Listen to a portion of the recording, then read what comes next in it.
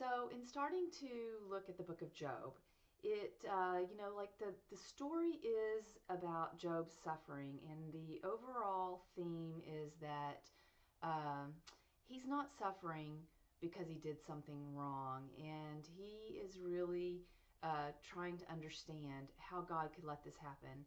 And it's really all the result of a spiritual conflict between God and Satan. And um, and the thing that comes to mind is how many things happen in our lives that we don't understand that are perhaps the result of something that's happening at a spiritual level.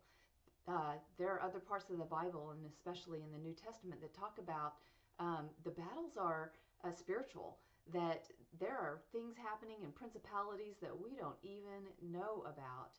And that's certainly the case with Job. And the interesting thing is that Job's mission, he says from the very beginning, is that he not curse God, that he maintain his faith and not wrongly accuse God. And so, how interesting that that's his only mission. It's not to stay alive. He talks about dying. It's not to succeed, win, overcome. It's just to get through what he's about to get through without accusing God of wrongdoing. I want to dive into that a lot as we read through this, as I read through this, and I don't know what'll come of it, but that's kind of interesting that that's like the one thing he's up to is maintaining his integrity, which means his view of God. And so the other thing that's kind of interesting is that back then, and we say back then, but it's really today too, the idea was that when people suffered, it was the result of sin. And we believe that here and now, that people suffer as a result of a fallen world, things are broken. And then when things happen in someone's life that is, causes suffering or is painful, we look for a source. We look for what happened, what went wrong. Maybe there was something that should have been done that wasn't done. Or maybe there was something that was done that shouldn't have been done. Maybe there's something missing. Maybe somewhere something took a turn and went down a wrong path. Maybe it's an attitude problem. Maybe we need to think about this differently. There's something bad in the mix. Maybe it was something that was done to that person, or maybe it was something that that person did. And we still do that. We have a headache, we immediately think, okay, something's wrong. I haven't had enough water. I haven't, we're always, anything unpleasant, anything not, joyful, good, successful, we think something's wrong. And that's really what sin is, right? I mean, sin is, the opposite of perfect. Something bad, wrong, missing, awry, etc. So even in medicine, that's what we do. And with insomnia, well, maybe there's a chemical imbalance. Maybe there's restless leg syndrome. Maybe there's sleep apnea. We look for the what's wrong in the situation, and we think when we find what's wrong, we can fix it, or change or do something about it, and then everything's going to be right. And that doesn't happen with Job.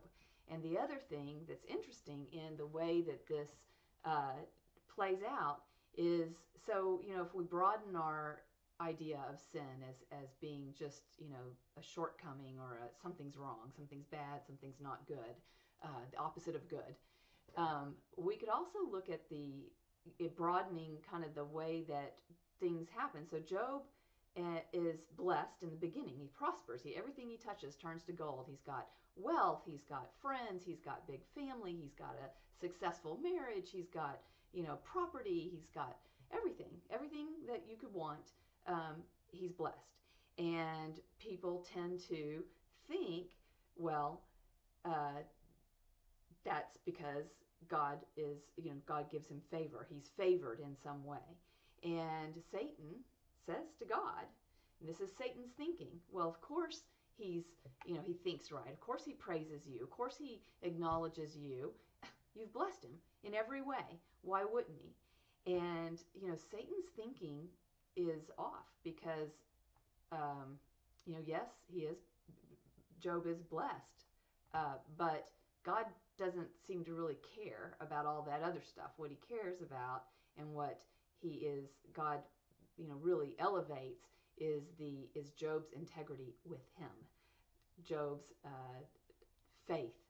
And so, anyway, God's happy to see all that go, to prove a point, I guess. I'm not sure. We'll see as we get in this. But Satan thinks a lot like the rest of the world thinks. I mean, we look at people who are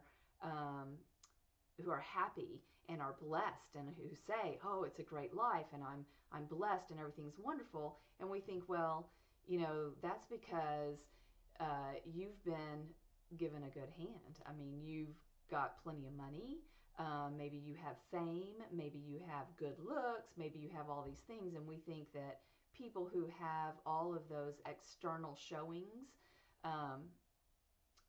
are automatically happy and blessed and able to praise God and worship because everything's going well for them.